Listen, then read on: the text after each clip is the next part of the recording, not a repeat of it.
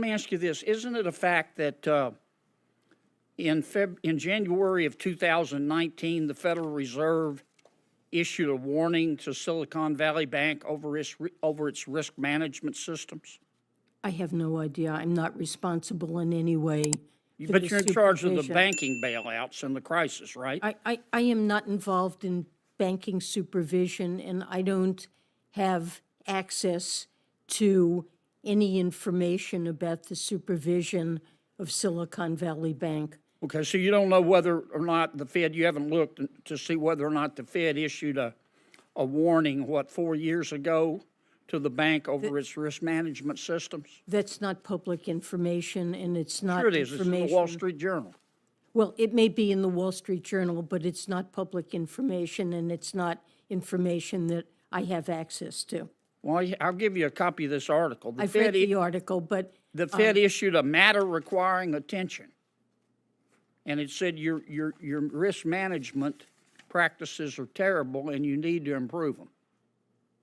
What you just watched is exactly why so many people feel frustrated with Washington. Welcome back to Congress Lens. I'm Audrey, and today's video is one of those moments where the numbers speak louder than the talking points. Senator John Kennedy didn't raise his voice, he didn't posture, and he didn't hide behind jargon. He simply asked direct questions, and what we saw was how uncomfortable truth can make power. This exchange wasn't about personalities. It was about math, accountability, and whether the American people are being told the full story about spending, debt, and financial oversight. And from where I'm sitting, Senator Kennedy came armed with facts, while the answers coming back were evasive at best. If you care about government transparency, fiscal responsibility, and honest oversight, make sure you like this video, subscribe to Congress Lens, and turn on notifications, because we break down what really happens in these hearings, without the spin. Now let's get into it. Thank you, Senator Heinrich. Senator Kennedy. Thank you, Mr. Chairman. Welcome, Madam Secretary. Thank you. Madam Secretary, isn't it a fact that the President's proposed budget for next fiscal year is $500 billion more than this fiscal year?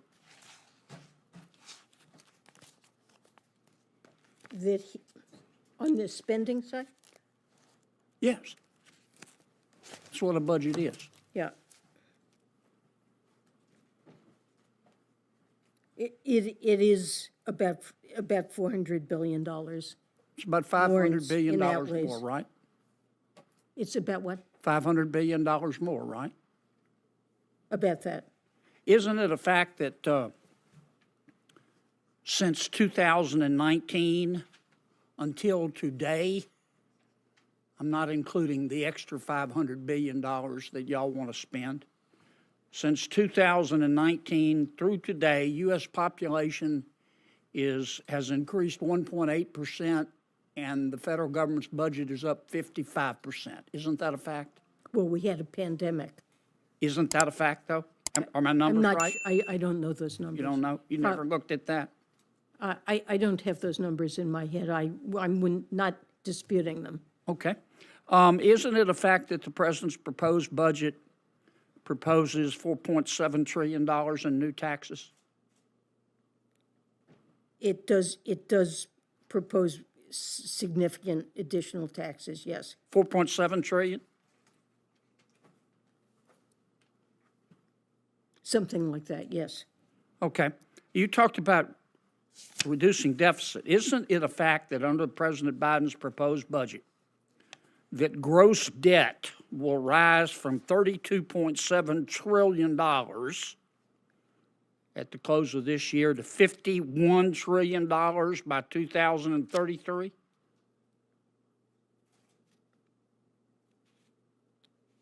I'm sorry, what number did you give me for?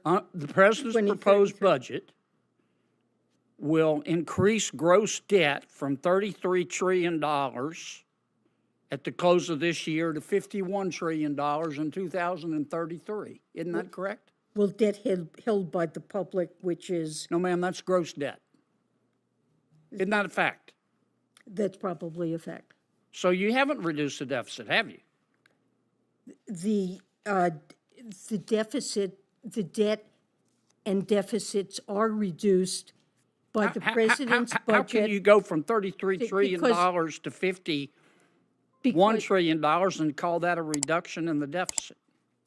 Because that's a calculation for which you need a baseline, and then you compare the budget and the deficits and debt in the budget with a baseline in which there are none of the changes, either in revenues or in spending, that are Here's proposed my in the baseline. budget. Here's my baseline. At the end of this year, we project, people a lot smarter than me, probably not than you, but smarter than me, say that gross debt's $33 trillion. They say if the president's budget is implemented by 2033, it'll be $51 trillion. Isn't that a fact? If the president's budget is not implemented and none of the changes are made, it will be worse than that. And so the president's budget has improved the fiscal outlook relative to what we would have without the president's proposals. Even though it raises gross debt from $33 trillion to $51 trillion, you say that's an improvement. It is an improvement because it raises taxes by more, and it leads to. That includes taxes. In what world is that an improvement, other than Washington and La La Land? It's an improvement in that the revenue increases far exceed proposed investments. Okay. All right, let me ask you this. Isn't it a fact that in January of 2019, the Federal Reserve issued a warning to Silicon Valley Bank over its risk management systems? I have no idea. I'm not responsible in any way. But you're in charge of the banking bailouts and the crisis, right? I am not involved in banking supervision, and I don't have access to any information about the supervision of Silicon Valley Bank. Okay, so you don't know whether or not the Fed, you haven't looked to see whether or not the Fed issued a warning, 4 years ago to the bank over its risk management systems? That's not public information, and it's not Sure it is. information. It's in the Wall Street Journal. Well, it may be in the Wall Street Journal, but it's not public information, and it's not information that I have access to. Well, I'll give you a copy of this article. I've read the article, but The Fed issued a matter requiring attention, and it said your risk management practices are terrible and you need to improve them. that is what the article says. Right. Isn't it a fact that months before SVB went under, that the bank disclosed that its mark-to-market value of its bonds was $16 billion less than their balance sheet value? They did make such a statement. Did the people at the Federal Reserve just not read it? I'm not at the Federal Reserve. I know. I was at the Federal Reserve. But you're at the Treasury, and you're in charge of the banking crisis. Let me ask you. I am not in charge of the supervision of the bank. Let me ask you this. Senator Heinrich talked about the 2018 amendments to the Dodd-Frank Act. Isn't it a fact? Now, SVB was not stress tested in 2022. 34 banks were. Here's the Fed's report. Isn't it a fact that if SVB had been stress tested, it would have passed?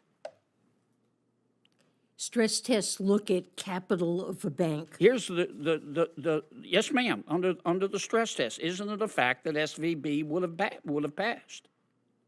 I don't know. It wasn't stress You tested. need to look into that, Madam Secretary. This is not my job. This is the Federal Reserve's job. Okay, isn't it a fact that when the Federal Reserve stress tested in 2022, it only stress tested credit risk, it didn't stress test duration risk? Isn't that a fact? I believe the stress tests in general partially address and take account of interest rate No, risk. ma'am. I've read it. Here it is, bigger than Dallas. Well, to the extent that there are assets held in an available-for-sale portfolio that would suffer losses due to changing interest rates, that would be captured in the bank's No, ma'am, it's not capital. there. I've read it. Senator Kennedy, I've allowed people the Secretary to stray over answer. After watching the entire exchange, one thing is crystal clear. Senator John Kennedy did exactly what an oversight hearing is supposed to do: expose contradictions. Let's start with the budget. Senator Kennedy established a simple baseline. The president's proposed budget increases spending by roughly $500 billion in a single year. That's not rhetoric. The Treasury Secretary acknowledged it. Yet moments later, the same budget is described as fiscally responsible. That contradiction set the tone for the entire hearing. Then came the population versus spending comparison. Since 2019, the U.S. population has grown less than 2%, while federal spending has surged over 50%. That's not a pandemic excuse. That's a structural explosion in government size. And when Senator Kennedy asked whether that number was wrong, the response wasn't denial, it was unfamiliarity. That alone should concern taxpayers. The tax issue made things even clearer. The Treasury Secretary confirmed the budget proposes $4.7 trillion in new taxes. So Americans are being told spending is up, debt is rising, and the solution is simply more taxes. Senator Kennedy didn't editorialize. He let the numbers sit in the air, because it speaks for itself. But the most revealing moment came during the debt discussion. Senator Kennedy pointed out that gross federal debt rises from roughly $33 trillion to $51 trillion under the proposed budget. That is not deficit reduction in any common-sense understanding of the term. Yet the defense offered was a Washington-style baseline argument that things would be even worse if nothing changed. And this is where Senator Kennedy landed the punch. In what world does going from $33 trillion to $51 trillion count as improvement? That question wasn't sarcasm. It was accountability. The exchange then pivoted to the Silicon Valley Bank collapse, and again, Senator Kennedy exposed a troubling pattern. He cited reporting that regulators warned the bank years earlier about poor risk management. The Treasury Secretary distanced herself from responsibility, repeatedly emphasizing that supervision belonged to the Federal Reserve. But here's the problem. When a banking crisis happens, the Treasury is suddenly in charge. When warnings are missed, responsibility disappears. Senator Kennedy highlighted that gap without exaggeration, just by following the paper trail. Even more troubling was the revelation about stress tests. Senator Kennedy noted that SVB was not stress tested in 2022, and that Federal Reserve stress tests focused heavily on credit risk, while largely ignoring interest rate and duration risk, the exact vulnerabilities that brought SVB down. This wasn't hindsight bias. Senator Kennedy had the documents. He had the disclosures. And again, there was no firm rebuttal, just deflection. What stood out most in this hearing wasn't aggression. It was clarity. Senator John Kennedy didn't accuse, he asked. He didn't speculate, he cited. And when answers didn't line up with reality, he didn't let them slide. That's what real oversight looks like. And whether you agree with Senator Kennedy politically or not, the role he played in this exchange is one every American should want from their elected officials. Ask hard questions, follow the numbers, and refuse to accept word games as answers. That's the lens we use here at Congress Lens. If you found this breakdown useful, like, subscribe, and share, and let me know in the comments what moment stood out to you most. I'm Audrey, and I'll see you in the next one.